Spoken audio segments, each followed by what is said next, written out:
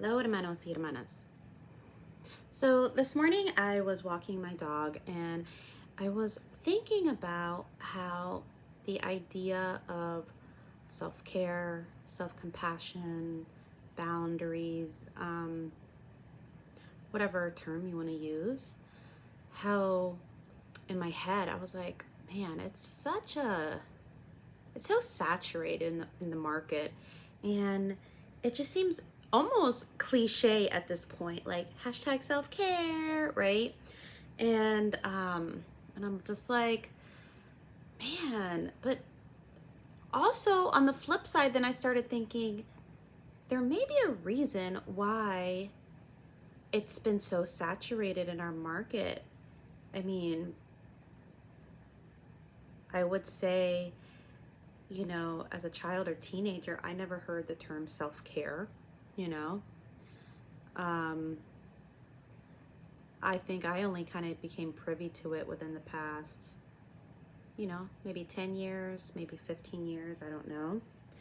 So maybe it's just something that in our society of you got to do more, you got to be the best, and all these things, is the antithesis to that. And of course, at this point now it's become commercialized. So uh, it's one of those things of how do you navigate it? How do you navigate it in an authentic way without that facade of hashtag self-care, come and spend $500 at my spa.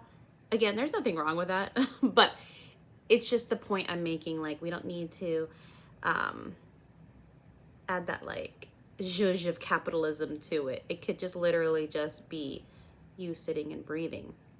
So I don't know if you have ever thought about that, or like you get annoyed with like all this like hashtag self-care thing.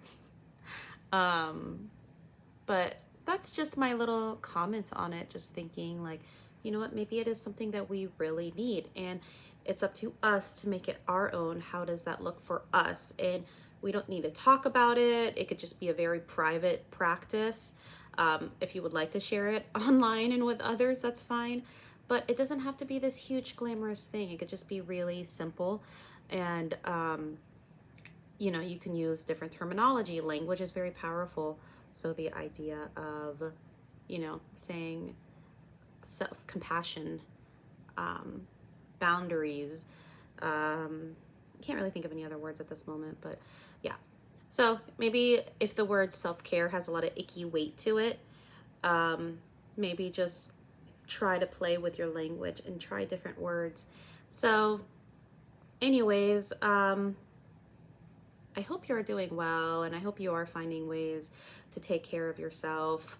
The ripple effects of that is something that we need. It helps ourselves and it helps our circles and everybody around us. And the multiplier effects, the dividends pay out on it, guys, So we like dividends.